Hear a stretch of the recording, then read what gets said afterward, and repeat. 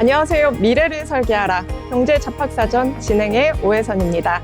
네, 오늘은 박수인, 김정은, 기다인 아나운서와 함께합니다. 안녕하세요. 안녕하세요. 네, 안녕하세요. 네, 먼저 우리 간밤 뉴욕 증시 소식부터 전해드리겠습니다. 미국과 이란 간 긴장이 다시 부각되며 장중 변동성이 확대됐는데요. 장 후반에는 저가 매수세가 유입되며 주요 지수는 혼조로 마감했습니다. 필라델피아 반도체 지수는 소폭 상승하며 AI와 반도체 업종에 대한 투자 심리가 유지되는 모습을 보였는데요. 다우 지수는 차익 실현 매물에 나스닥은 성장주 중심으로 상대적 강세를 나타냈습니다. 네, 반면 오늘 국내 증시는 좀 다른 흐름이었는데요. 장 초반부터 외국인 매도세가 확대되며 코스피와 코스닥 모두 큰 폭의 조정을 받았습니다. 특히 반도체를 포함한 시가총액 상위 종목이 약세를 보이면서 지수 부담이 커진 상황이었습니다. 시장에서는 중동 사태 확산 여부와 국제 유가 흐름을 주요 변수로 주시하고 있습니다. 자, 그럼 오늘 시장 상황 하나씩 짚어볼 텐데요. 먼저 간밤 뉴욕 증시 소식부터 만나보겠습니다. 박수인 아나운서 전해주시죠. 네, 미증시 마감 시황 전해드립니다. 미국과 이스라엘의 이란 공습 이후 사태가 중동 전역으로 확산될 수 있다는 우려가 커지면서 뉴욕 증시가 일제히 하락 마감했습니다. 다만 도널드 트럼프 미국 대통령이 호르무즈 해협을 지나는 선박 호송 구상을 밝히는 등 시장 안정을 위한 발언을 내놓으면서 장 초반 급락세는 일부 만회했는데요. 다우지수는 전거래일보다 0.83% 내려갔고요. S&P 500 지수와 나스닥 종합지수는 각각 전거래일보다 0.94%, 1.02% 하락했습니다. 도널드 트럼프 미국 대통령이 이란 공습과 관련해 장기화 가능성을 언급한 영향으로 보이는데요.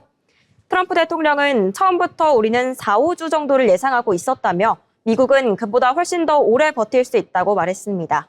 육군도 투입할 수 있다며 지상군 투입 가능성도 배제하지 않았는데요. 이 같은 우려에 뉴욕 증시 주요 지수는 개장 초반 2% 넘게 하락하기도 했습니다. 지난 주말 전면전 돌입 여파로 증시가 하락할 것으로 보였지만 어느 정도 예견됐던 이번 이란 공격을 불확실성 제거로 판단한 투자자들이 저가 매수에 나서면서 흐름이 뒤집힌 끝에 보합권으로 장을 마쳤습니다. 히트맵을 통해 시장의 색깔 보시겠습니다. 빅테크 기업은 대부분 1% 넘게 약세를 보였는데요. 엔비디아는 미국 정부가 엔비디아의 H200 칩 대중 수출과 관련해서 중국 기업 한 곳당 최대 7만 5천 개까지만 수출하도록 제한하는 방안을 검토 중이라는 소식에 1% 넘게 떨어졌고요.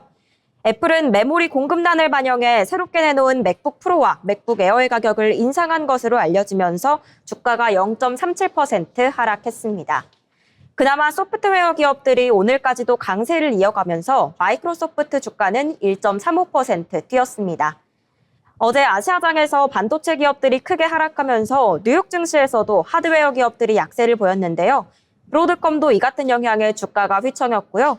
내일장 마감 후 실적 발표를 앞두고 차익 실현 매물이 나온 것도 주가에 부담으로 작용했습니다. 테슬라는 금리에 민감한 만큼 최근 국채 금리가 큰 폭으로 뛰면서 3% 가까이 떨어졌고요. 그나마 오늘 금융주와 필수 소비재가 일부 반등하면서 버크셔서웨이와 월마트가 상승세로 마감했습니다. 이렇게 시장은 지정학적 갈등을 소화하면서 큰 혼란을 겪고 있습니다. 그래도 월가에서 강세장 경로가 탈선되지는 않을 것이라는 분석들이 많이 나오고 있는데요. FHN 파이낸셜은 이런 상황이 안정되려면 몇 주가 소요될 수도 있지만 약세장의 시작은 아니다라고 말했습니다. 다음으로 글로벌 이슈 살펴보겠습니다. 먼저 도널드 트럼프 미국 대통령이 호르무즈 해협을 통과하는 유조선에 대해 미 해군의 군사적 보호를 제공하겠다고 밝혔습니다. 트럼프 대통령은 소셜미디어 트루스 소셜을 통해 필요한 경우 미 해군이 가능한 한 빨리 호르무즈 해협을 통과하는 유조선 호송을 시작할 것이라고 말했는데요.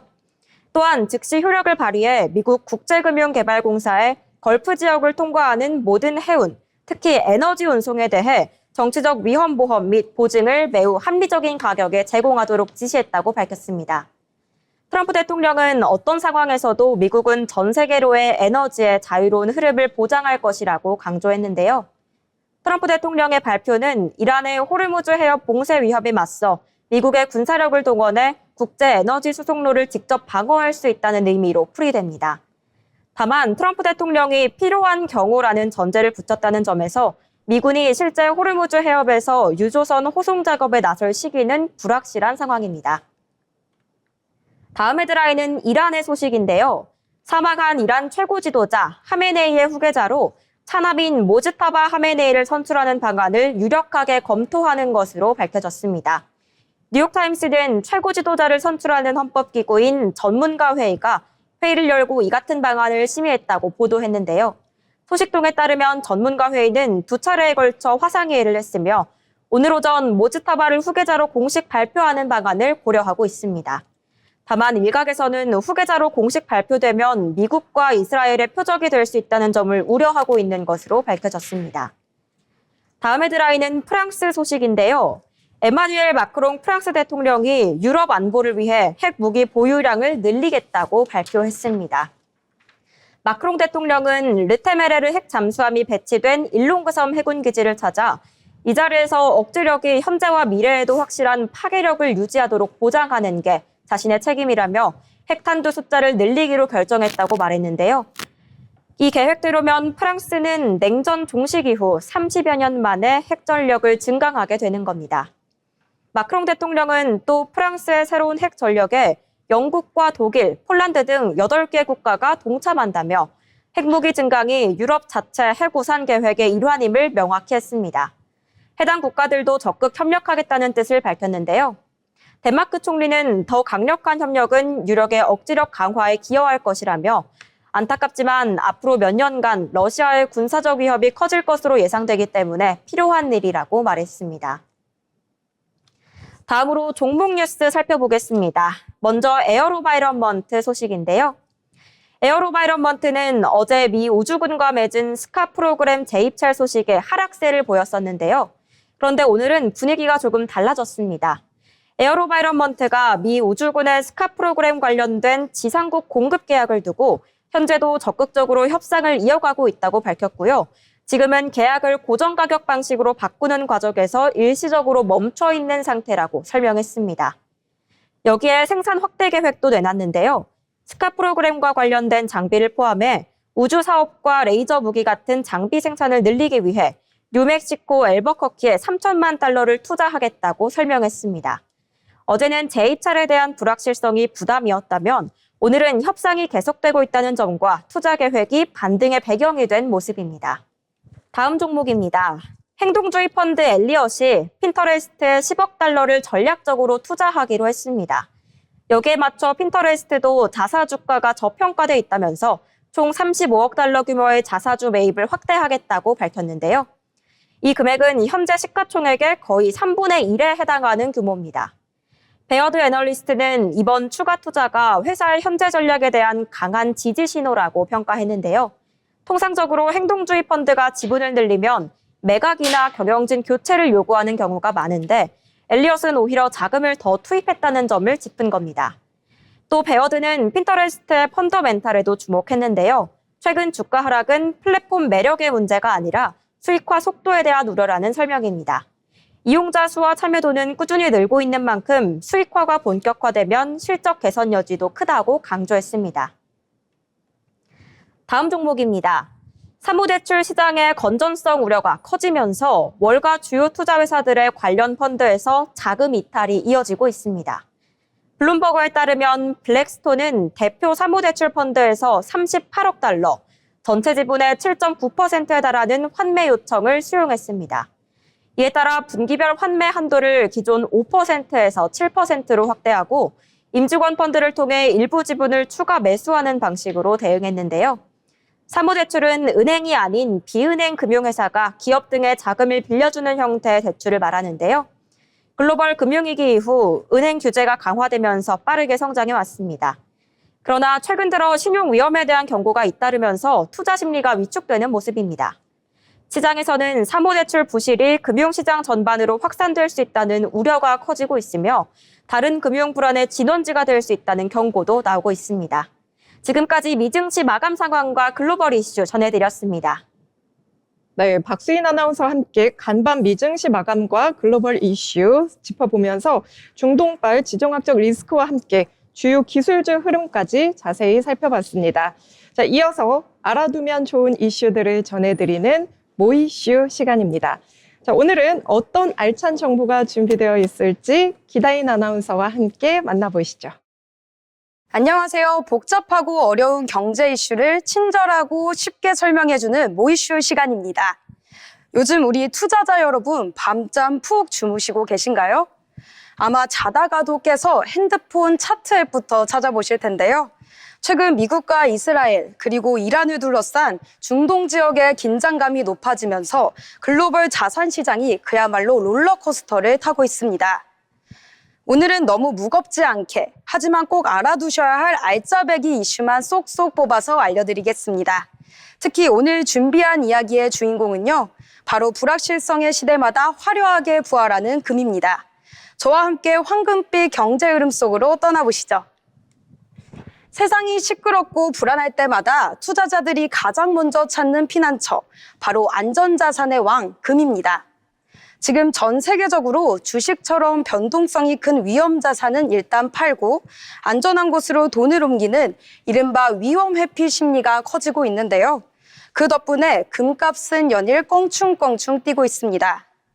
뉴욕 상품거래소에서 금 선물 가격이 온스당 5,300달러를 가뿐히 넘어서더니 장중에는 사상 처음으로 5,400달러 선까지 돌파하는 진풍경이 펼쳐졌습니다. 사실 역사적으로 봐도 전쟁 같은 지정학적 위기가 터지면 금값은 늘 올랐습니다. 1990년 걸프전 때도 그랬고 당장 지난해 6월 미국의 이란 핵시설 공습 때도 한 달 뒤, 세 달 뒤 어김없이 금값은 우상향 곡선을 그렸는데요.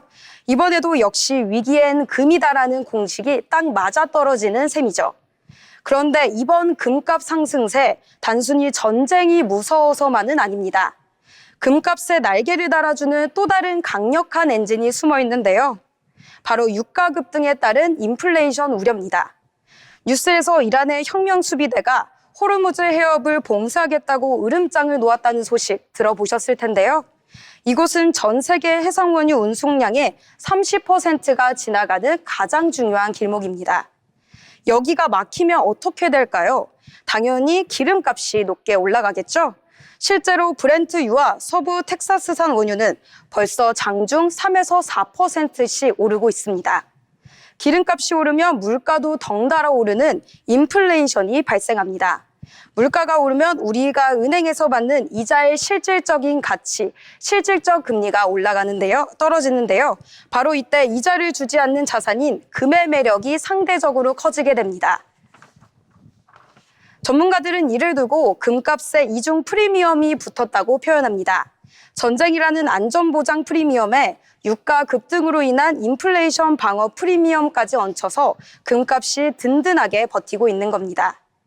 그럼 무조건 금만 사면 되냐고 물으신다면 아닙니다. 시장에 영원한 상승은 없는데요. 금값의 질주에 제동을 걸 만한 변수들도 분명히 존재합니다. 가장 주의 깊게 보셔야 할 건 미국 국채 금리입니다. 물가가 불안해지면서 최근 미국 국채 금리가 올라가고 있는데요. 채권 금리가 높아져서 이자를 쏠쏠하게 준다면 이자를 주지 않는 금을 들고 있을 이유가 줄어들겠죠? 실제로 금값도 장중 3%대 강세를 보이다가 채권 금리가 오르자 상승폭을 크게 줄이기도 했습니다. 게다가 금의 형제격인 은시장의 움직임도 심상치 않습니다. 은값은 전날 6% 넘게 급등했다가 바로 다음날 이쯤에서 이익을 챙기자는 차익 실현에 매물이 쏟아지면서 4%대 하락 마감했습니다. 금 역시 단기적으로 너무 많이 올랐다는 인식이 퍼지면 언제든 매물이 쏟아질 수 있다는 점 주의하시길 바랍니다. 이제 금 이야기에 집중하느라 잠시 미뤄뒀던 다른 자산들의 상황도 짧게 브리핑해드리도록 하겠습니다. 가장 드라마틱했던 건 단연 비트코인이었습니다. 전쟁 소식에 화들짝 놀라 6만 3천 달러까지 곤두박질 치더니 이란 최고 지도자 사망 소식에 전쟁이 빨리 끝날 수도 있겠네 하며 순식간에 7만 달러를 재돌파하는 무서운 회복 탄력성을 보여줬습니다. 안전자산인 금과는 달리 이슈 하나하나에 극도로 민감하게 반응하는 위험자산의 끝판왕다운 모습이었습니다. 그리고 우리 지갑 사정과 직결되는 환율도 비상인데요. 원달러 환율은 위험 회피 심리 때문에 단숨에 1,460원대로 솟구쳤습니다. 사태가 길어지면 1,500원 선까지 위협할 수 있다는 전망도 나오니 수입 물가 상승에 단단히 대비하셔야겠습니다. 오늘은 금을 중심으로 요동치는 글로벌 경제 이슈를 짚어봤습니다. 전쟁이라는 큰 파도 앞에서 금은 든든한 구명조끼 역할을 톡톡히 하고 있는데요. 하지만 파도가 언제 잦아들지 혹은 방향을 바꿀지는 누구도 장담할 수 없겠죠. 불확실성이 짙은 시기일수록 섣부른 몰빵 투자보다는 금을 포함한 다양한 자산의 포트폴리오를 나누어 담는 지혜가 필요해 보입니다. 지금까지 모 이슈였습니다. 네, 어렵게만 느껴지는 경제 이슈를 기다인 아나운서가 쉽게 풀어줬는데요. 자, 오늘은 안전자산 금에 대해 잘 설명해 주었습니다. 자, 이어서 우리 시장에서 주목해봐야 할 경제 뉴스. 네, 김정은 아나운서가 전해주겠습니다. 네, 뉴스입니다. 코로나19 백신을 맞고 급성 심근경색으로 숨진 사례에 대해 법원이 처음으로 백신과의 인과성을 인정했습니다. 그동안 인정 사례가 극히 적었던 만큼 이번 판결이 미칠 파장은 클 것으로 예상되는데요. 한 사례로 살펴보겠습니다. 2023년도 국가 우선 접종 예상자였던 A씨가 백신 접종 이후 열흘 만에 사망했습니다. 사인은 급성 심근경색이었는데요. 유족은 백신 부작용을 의심했지만 질병관리청은 단호하게 거절했습니다. 고지혈증 등 기저질환 때문에 숨졌을 가능성이 크다며 피해 보상을 거부한 것인데요. 순직 또한 인정되지 않았습니다. 이에 A측 유족 측은 나라 요구대로 백신을 접종했을 뿐인데 억울해서 소송을 시작하게 되었다며 소송 시작 계기에 대해서 밝혔습니다. 그렇게 시작된 2년 넘는 법정 공방 끝에 서울행정법원은 유족인 A씨의 손을 들어줬습니다. 기존에 인정되었던 심근염이나 신낭염이 아닌 급성 심근경색으로 인과성이 인정된 건 이번이 처음인데요. 재판부는 백신 접종과 사망 사이에 시간적 밀접성이 명확하다고 판단했습니다. 또한 다른 기저질환이 있다 하더라도 백신이 사망을 가속화했을 가능성을 배제할 수 없다고 판단했는데요. 의학적으로 100% 증명되지 않더라도 그간 경험칙상 백신 때문이라고 추론하는 것이 불가능하지는 않다는 논리입니다. 이번 판결은 지난해 10월에 시행된 코로나19 백신 피해 보상 특별법을 반영한 것으로 보입니다. 국가가 접종을 강하게 권고한 만큼 인과관계를 너무 좁게 해석해서는 안 된다는 지적을 받아들인 건데요. 하지만 질병관리청은 이번 판결에 불복해 즉각 항소했습니다. 심근경색과 백신의 연관성은 여전히 다툼의 여지가 크다는 게 입장입니다. 현재까지 백신 접종 후 사망했다고 신고된 사례는 2,400여 건, 이 중 정부가 인과성을 인정한 사례는 단 27건으로 1% 남짓에 불과했는데요. 그런데 유족들의 억울함이 커지는 이유가 또 하나 더 드러났습니다. 감사원의 감사 결과 당시 백신에서 곰팡이나 머리카락 같은 이물질이 발견됐다는 신고가 무려 1,200건이 넘게 접수된 것으로 확인된 것인데요. 인체에 치명적일 수 있는 위해 우려 이물질 신고도 100건이 넘었지만 질병관리청은 이를 식약처에 단 한 건도 알리지 않았습니다. 오히려 제조사에게만 이 사실을 전달해 자체 조사를 맡기는 데 그쳤는데요. 방역당국이 침묵하는 사이 이물질 신고가 그대로 접수된 동일한 번호의 백신이 1,420만 회분이나 국민들의 팔에게 접종됐다고 합니다. 게다가 유효기간이 지난 백신을 접종받은 사례도 2,700여 건이 넘는 것으로 드러나 충격을 주고 있는데요. 실제로 위해 이물질이 발견된 백신 그룹의 이상 반응 보고율은 다른 백신보다 높게 나타났습니다. 당국은 인과관계를 단정할 수 없다고 해명하지만 국민들이 느낄 배신감은 숫자로 환산할 수 없는 수준입니다. 국가적 위기였다는 핑계로 이 모든 부실이 정당화될 수는 없는데요. 안전관리를 강화하겠다는 대책보다는 당시 왜 이런 은폐가 일어났는지 철저한 책임 추궁이 먼저 선행되어야 합니다. 뉴스였습니다. 네, 김정은 아나운서가 전해준 뉴스 브리핑 함께 만나봤습니다. 본 방송에서 제공하는 정보는 투자 판단에 대한 조언일 뿐 해당 종목 가치의 상승 또는 하락을 보장하진 않습니다.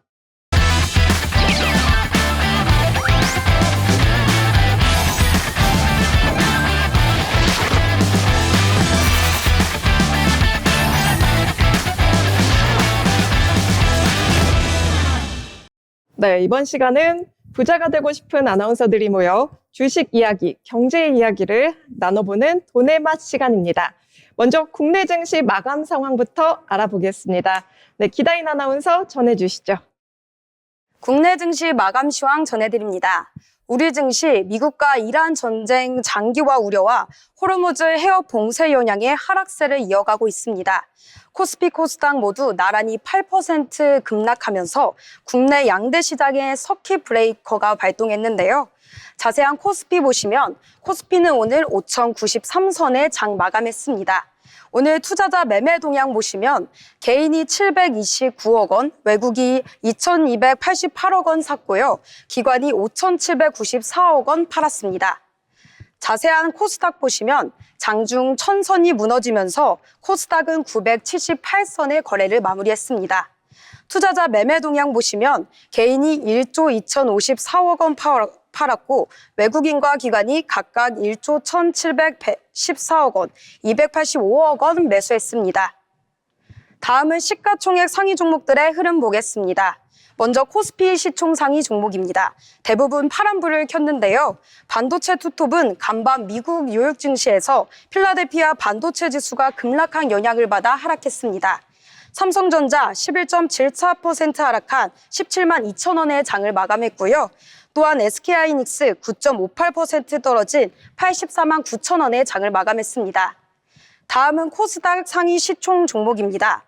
에코프로 18.41% 하락한 13만 3,800원에 마감했습니다. 알테오제 13.32% 떨어진 33만 2천 원에 마감했고요. 코스닥 제약바이오주, 로봇주 파란불 켜는 모습이었습니다. 지금까지 마감 시황이었습니다. 네, 기다인 아나운서와 함께 오늘 마감 시황 살펴봤는데요. 대부분 파란불로 하락 마감한 모습이었습니다. 자, 그럼 오늘 장에서 그래도 어떤 종목들이 좀 주목을 받았는지 살펴봐야겠죠. 먼저 박수인 아나운서 어떤 종목 가져오셨을까요? 네, 고려아연 소식입니다. 은 가격이 하락하면서 재련업체인 고려아연에 대한 투자 심리가 위축됐는데요. 뉴욕 상품거래소에서 전거래일 은 선물 가격은 전일 대비 6.05% 떨어진 83.47달러로 거래를 마감하며 이틀 연속 하락세를 보였습니다. 고려아연은 정광 재련 과정에서 부산물 형태로 은을 생산하고 있는데요. 최근 케빈 워시 전 연방준비제도 이사가 연준 의장으로 지명되면서 은 가격이 하락했을 때도 주가가 떨어졌었습니다. 오늘 고려아연 차트 보시겠습니다. 고려아연은 190만 원에서 시작해 주가가 계속 떨어졌는데요. 장중 162만 원 선까지 하락했습니다. 이후 소폭 상승해 12.72% 하락한 165만 원 선에서 오늘 거래 마쳤습니다. 네, 재련업체인 고려아연에 대해 설명해 주셨습니다. 네, 다음 특징주 살펴보도록 하겠습니다. 자, 이어서 살펴볼 특징주는 삼성전자입니다. 네, 오늘 삼성전자는 시장 불안 심리를 그대로 반영하며 급격한 변동성을 보였는데요. 개장 직후부터 매도 물량이 집중되면서 7% 안팎 급락 출발했고 또 특히 외국인 매도가 강하게 나오면서 낙폭이 빠르게 확대됐습니다. 프로그램 매물과 기관 동반 매도가 겹치면서 투자 심리가 급격하게 위축됐고요. 장 초반부터 거래량이 크게 증가하며 변동성이 확대됐습니다. 자, 이후 장중 들어 매도세는 더욱 거세졌는데요. 지정학적 리스크 확대 소식이 이어지자 위험자산 회피 심리가 강해졌고요. 또 삼성전자는 한때 10% 안팎까지 급락하며 심리적 지지선 아래로 밀리는 모습이었습니다. 네, 이 구간에서는 단기 손절 물량까지 출회되며 낙폭이 빠르게 확대되는 흐름이었습니다. 자, 시장에서는 대형주가 무너지면 지수도 버티기 어렵다는 인식이 강했는데요. 삼성전자는 오늘 지수 하락의 중심에 서 있었습니다. 네, 결국 삼성전자는 약 10% 하락한 수준에서 장을 마감했고요. 하루 변동폭만 놓고 보면 보기 드문 급락 흐름이었습니다. 자, 이번 조정은 기업 실적 변화 때문이라기보다는 지정학적 리스크 확대에 따른 글로벌 자금 이탈과 위험 회피 심리가 직접적으로 반영된 결과로 해석됩니다. 단기적으로는 외국인 수급 안정 여부, 그리고 대외 변수 완화 여부가 반등의 중요한 분기점이 될 것으로 보입니다. 네, 이렇게 해서 삼성전자 알아봤고요. 다음 특징주도 함께 만나보겠습니다. 김정은 아나운서 어떤 종목 가져오셨을까요? 네, 다음 특징주는 한미반도체입니다. 오늘 한미반도체가 주주 환원 정책에 힘입어 장 초반 반짝이는 모습을 보였는데요. 오늘 NP닥터에 따르면 오전 9시 30분 기준 한미반도체는 전거래일 대비 1만 2천 원 오른 29만 4천 원 선에 거래되고 있습니다. 한미반도체가 이날 역대 최대 규모의 배당금 지급 방식을 발표하면서 투심을 자극한 것으로 풀이됐는데요. 한미반도체는 2025년 회계년도 결산 배당으로 보통주 1주당 800원을 지급하겠다고 밝혔습니다. 배당금 총액은 약 759억 원으로 창사 이래 최대 규모인데요. 배당 기준일은 오는 7월부터 시작합니다. 한미반도체 관계자는 이번 최대 배당을 시작으로 앞으로 배당 성향을 계속 확대할 전망이라며 주주 환원과 기업 가치 제고를 위해 더욱 노력하겠다고 밝혔습니다. 오늘 한미반도체 차트 같이 살펴보겠습니다. 장 초반 시초가 26만 5,500원 선에 거래되고 있는데요. 고가 30만 원 선 터치하고 장 마감 25만 9천 원 선에 거래 마감했습니다. 네, 한미반도체 함께 알아봤습니다. 자, 계속해서 다음 특징주 알아보겠습니다. 박수인 아나운서, 네, 어떤 종목 가져오셨을까요? 네, 롯데관광개발 소식 가져왔습니다. 미국과 이스라엘의 이란 공습이 항공 대란으로 확산되면서 국내 여행주들이 하락세입니다. 이번 하락세는 미국과 이스라엘, 이란 간의 무력 충돌로 인해 아시아와 유럽을 잇는 핵심 항로인 중동 하늘길이 마비된 영향으로 풀이되는데요. 전 세계 주요 도시를 연결하는 슈퍼허브 역할을 하는 아랍에미리트와 카타르 도하 등 중동 공항들은 28일부터 항공기 운항이 사실상 전면 중단된 상태입니다. 영국 가디언즈는 이번 사태로 수천 편의 항공편이 취소되고 수십만 명의 승객의 발이 묶였다고 보도하며 코로나19 팬데믹 이후 가장 심각한 항공 대란이 발생했다고 평가했는데요. 여행업계는 현재 고립된 단체 여행객 대응 문제와 더불어 당분간 신규 여행 상품 판매 위축이 불가피해짐에 따라 실적 부담이 가중될 것으로 내다보고 있습니다. 롯데관광개발 차트 살펴보도록 하겠습니다. 오늘 2만 300원 선에서 시작했고요. 이후 2% 상승하다가 하락 전환했습니다. 오늘 종가 18,900원 선에서 거래 마감하면서 6.32% 하락했습니다. 네, 함께 우리 롯데관광개발에 대해서 알아봤습니다. 자, 다음 특징주는 제가 준비했는데요. 방산 대표주 LIG 넥스원을 준비했습니다. 네, 오늘 LIG 넥스원은 시장 전반이 급락하는 가운데 상대적 강세를 보이며 투자자들의 이목을 집중시켰습니다. 개장 직후부터 매수세가 유입되며 5% 이상 상승 출발했는데요. 지정학적 긴장 고조에 따른 방산 수혜 기대가 빠르게 반영됐습니다. 네, 장 초반 매수세가 몰리면서 상승폭은 빠르게 확대됐고요. 장중에는 한때 10% 안팎까지 급등하는 강한 흐름을 보였습니다. 네, 거래량 역시 평소 대비 크게 증가해 수급 쏠림 현상이 뚜렷하게 나타났고요. 특히 개인과 일부 기관 자금이 유입되며 시장 내 대체 투자자 역할을 하는 모습이었습니다. 네, 지수가 크게 밀리는 상황에서 방산주는 위험 회피 성격의 자금이 몰리는 대표 섹터로 부감됐습니다. 네, 다만 장 후반 들어 단기 급등에 따른 차익 실현 매물이 나오면서 상승폭은 일부 축소됐습니다. 고점 대비 등락을 거듭하는 변동성 장세가 이어졌고요. 자, 오늘 흐름은 단순 테마 급등이라기보다는 지정학 리스크 장기화 가능성에 대한 시장의 반응이 직접적으로 반영된 결과로 풀이됩니다. 네, 다만 이미 단기간 큰 폭의 상승이 이어진 만큼 추가 상승을 위해서는 실질적인 수주 확대나 실적 개선 신호가 동반될 필요가 있다는 분석이 나오고 있습니다. 네, 이렇게 해서 주목받았던 특징주들 함께 만나봤습니다. 저희가 전해드리는 내용들 잘 참고하셔서 투자 포트폴리오를 잘 만드시기 바랍니다. 이어서 시장의 트렌드를 알아보는 마켓 트렌드 시장입니다. 네, 빈주영 아나운서가 전해드리겠습니다. 우리는 지금 AI가 이끄는 전례 없는 강세장 속에 살고 있습니다. 하지만 시장이 기쁨에 젖어 있을 때 냉철한 투자자들은 항상 그 이면에 숨긴 리스크들을 확인하기 마련인데요. 오늘 제가 준비한 주제, 바로 AI 디스토피아입니다. AI 디스토피아는 인공지능이 초지능 수준에 도달해 통제 불능이 되거나 악용되어 인간의 통제, 안전, 정체성을 위협하는 미래를 뜻하는데요. 2026년 현재 AI는 기업의 이익을 극대화하는 최고의 도구지만 동시에 우리의 경제 시스템의 근간을 흔들 수 있는 양날의 검과 같습니다. 시장이 간과하고 있는 4가지 핵심 리스크와 그에 따른 시장의 대응 전략을 함께 살펴보겠습니다. AI의 가장 본질적인 공포는 바로 지능의 역습입니다. AI가 인간의 지능을 넘어서는 특이점에 도달하면 더 이상 인간의 명령이 아닌 AI 스스로의 목적을 위해 움직이는 상황이 생길 수 있다는 시나리오인데요. 이는 영화 속 이야기만이 아닙니다. 만약 AI가 주식시장에서 인간의 의도와 상관없이 알고리즘을 만들어 서로 학습하며 시장을 왜곡한다면 인간이 통제할 수 없는 비이성적 매매 패턴을 만들어낼 가능성도 있습니다. 이에 대응해 글로벌 규제 당국은 설명 가능한 AI 기술 도입을 의무화하고 있습니다. 설명 가능한 AI는 AI가 내린 판단의 근거를 사람이 이해할 수 있는 방식으로 제시하는 기술인데요.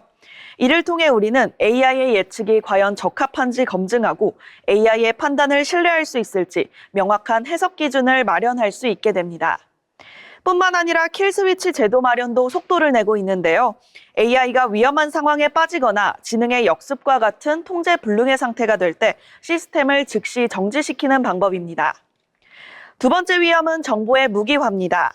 현재 AI가 생성하는 가짜뉴스나 딥페이크와 같은 영상은 전문가조차도 육안으로 구별하기 힘든 수준인데요.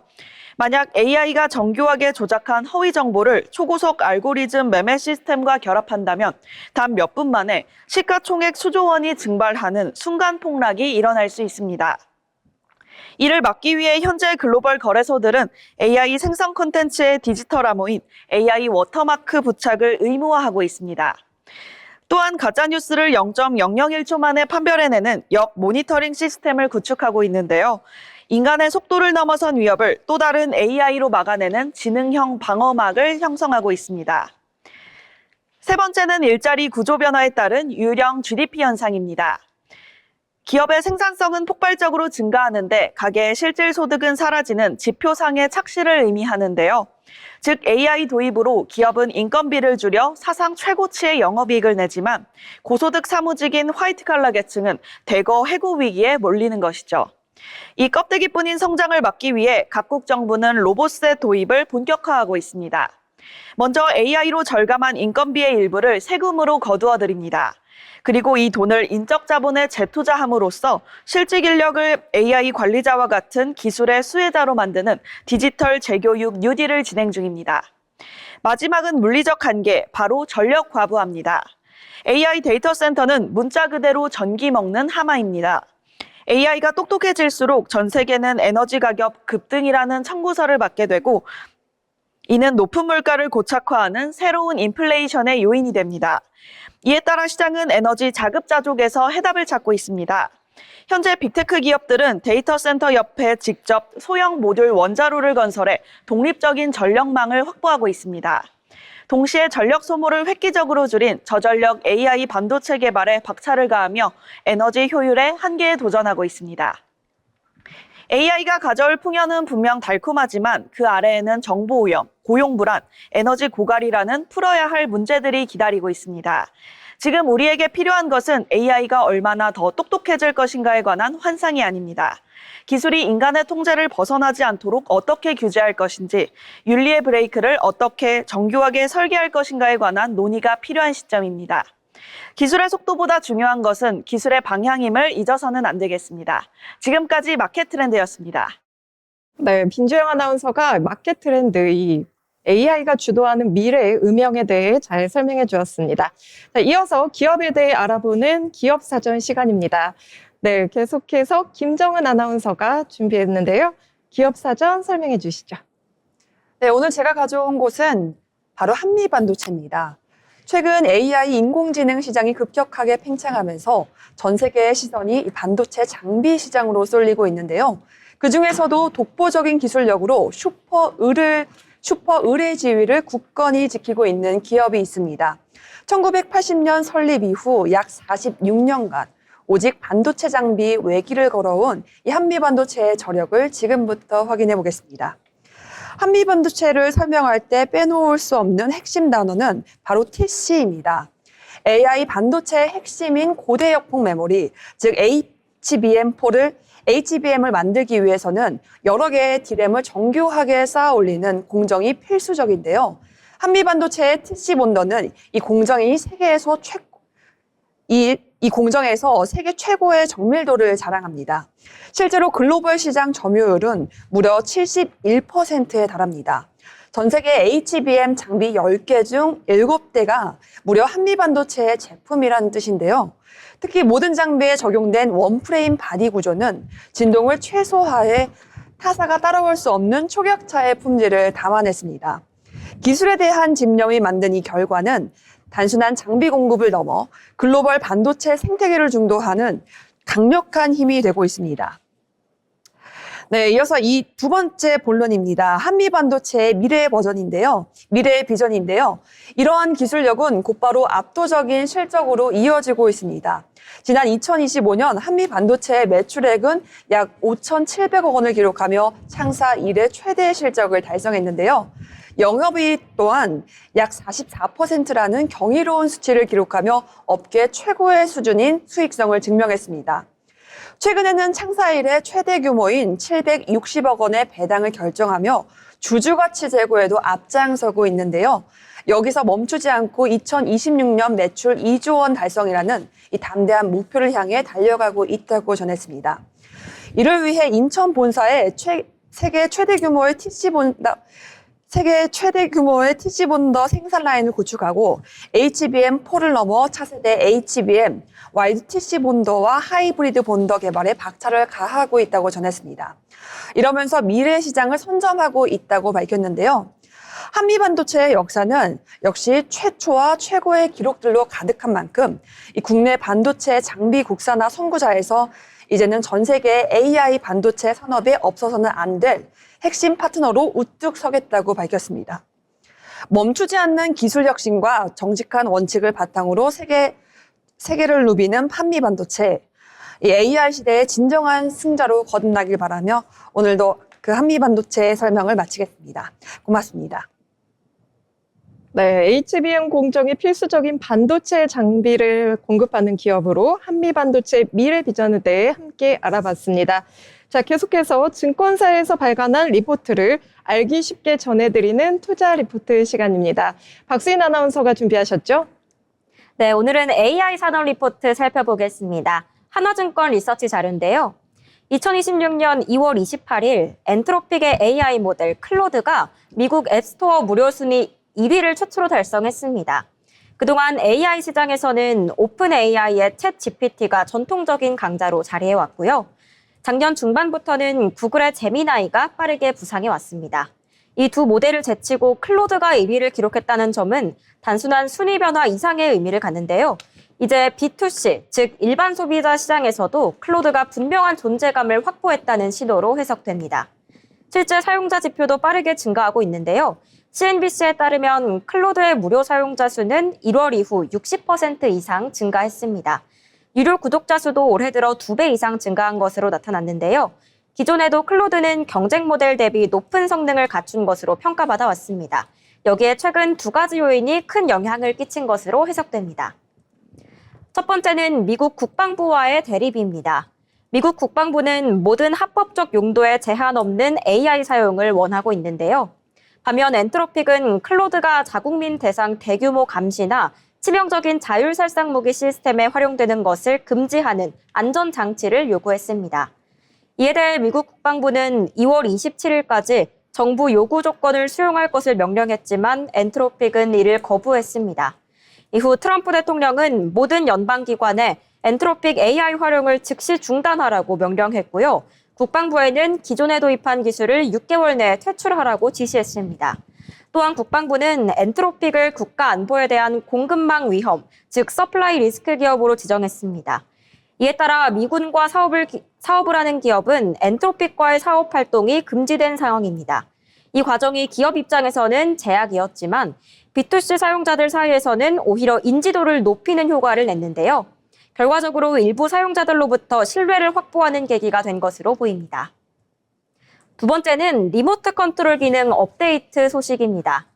엔트로픽은 2월 24일 리모트 컨트롤 기능을 출시했는데요. 이 기능은 쉽게 말해 AI가 단순히 답만 해주는 것을 넘어 직접 작업을 실행할 수 있도록 돕는 기능입니다. 기존에는 사용자가 질문을 하면 이렇게 해보세요 라고 방법을 알려주는 수준이었다면 이제는 AI가 작업창에 접속해 명령어를 실행하는 방식까지 확장된 것입니다. 즉 단순한 대화형 AI에서 실제로 작업을 수행하는 실행형 AI로 진화하려는 시도라고 볼 수 있겠습니다. 국내 상황도 살펴보겠습니다. 국내에서도 클로드 열풍은 시작됐는데요. 환경에이스에 따르면 2월 1일부터 22일까지 클로드 결제 금액은 약 200억 원으로 집계됐습니다. 이는 1년 전 동기 대비 1131% 증가한 수치입니다. 국내는 이미 챗GPT가 대중적으로 자리 잡은 시장인데요. 제미나이 열풍 당시에도 시간차를 두고 점유율이 상승하는 모습 보였습니다.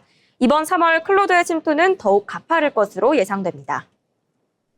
한편 국내 기업들은 글로벌 범용 AI 모델과는 다른 계층에서의 경쟁을 시작하고 있습니다. 네이버는 4월 9일부로 AI 챗봇 클로바X의 서비스 종료를 발표했는데요. 올해 2분기에는 AI 탭을 출시할 예정입니다. 이미 기존 검색에 AI 브리핑을 탑재해 플랫폼과 통합하는 방향으로 전략을 잡아왔기 때문에 이번 결정은 정해진 수순으로 해석됩니다. 이제 범용 AI 경쟁이 아니라 실질적인 서비스 시장이 본격적으로 개화하고 있는 상황입니다. 네이버는 2월 26일 쇼핑 AI 에이전트를 출시했는데요. 플러스 스토어 검색창에 쇼핑 키워드를 입력하면 작동하고요. 정보 요약과 분석, 상품 제안까지 이어지는 구조입니다.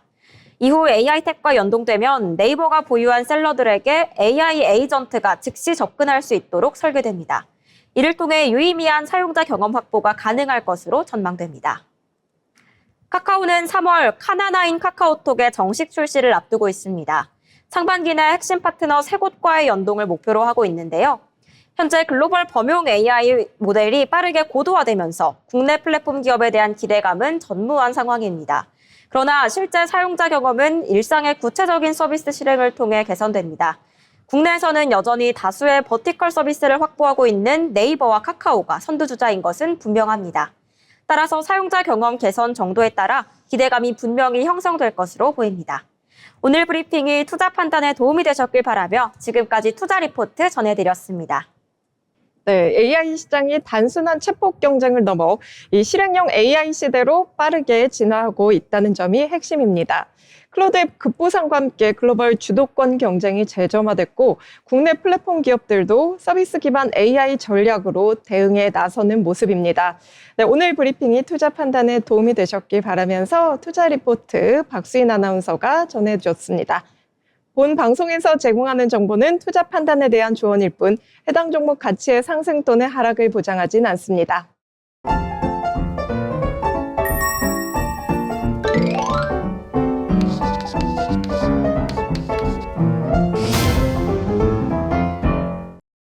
네, 오늘 벌써 마칠 시간이 다 됐는데요. 네, 오늘 마지막 순서이기 전에 우리 장을 먼저 정리해 보도록 하겠습니다. 네, 오늘 국내 증시는 방향성 없는 조정 장세였습니다. 코스피는 장 초반 반등을 시도했지만 외국인 매도 흐름이 이어지며 상승폭을 지키지는 못했고요. 결국 보합권 내에서 등락을 반복하며 마감하는 모습이었습니다. 특히 대형주 중심으로 차익 실현 매물이 출회됐는데요. 반도체 업종은 삼성전자와 SK하이닉스 모두 추가 재료 부재 속에 숨고르기 흐름을 보였고요. 최근 급등했던 종목일수록 조정 압력이 상대적으로 크게 나타났습니다. 굉장히 오늘 코스피 종목 대부분이 파란불을 켜며 마감하는 모습이었습니다. 반면 개별 이슈가 있는 종목 중심으로는 선별적 강세가 이어졌는데요. 방산, 2차 전지, 바이오 등 일부 섹터에서는 실적 가시성이나 중장기 스토리가 있는 종목 위주로 제한적인 매수세가 유입됐지만 시장 전체를 끌어올릴 만큼 강한 수급은 유입되지 않았습니다. 수급 측면에서는 외국인은 연속적인 순매도 기조, 기관은 방어적 대응, 그리고 개인은 단기 트레이딩 위주의 접근이 두드러졌는데요. 이로 인해 지수는 뚜렷한 방향 없이 박스권 흐름을 이어갔습니다. 종합하면 오늘 시장은 악재는 없었지만 당장 지수를 끌어올릴 재료도 없는 구간이라고 볼 수 있겠습니다. 따라서 단기적으로는 추격 매수보다는 조정 시 분할 매수, 조정 시 분할 접근을 하는 게 좋겠고요. 또 실적과 모멘텀이 분명한 종목 중심의 선별 전략이 필요한 시점입니다. 네, 이렇게 해서 오늘장 좀 정리를 해봤는데요. 먼저 박수인 아나운서 오늘장 어떻게 보셨을까요? 네, 오늘장은 지정학적 리스크에 움직인 변동적인 장세였던 것 같습니다. 미국과 이란의 전면전이 지속되는 가운데 이란 군부의 호르무즈 해협 봉쇄 여파가 투매 심리를 자극한 것 같고요. 도널드 트럼프 미국 대통령이 유가 안정을 위해 해군 호위 조치를 내놓고 저가 매수세도 유입됐으나 투심을 완전히 뒤집지는 못한 것 같습니다. 네, 그렇죠. 지금 다 시장이 안 좋지만 우리가 그래도 또 계속해서 살펴봐야겠죠. 김정은 아나운서는 오늘 시장 어떻게 보셨을까요?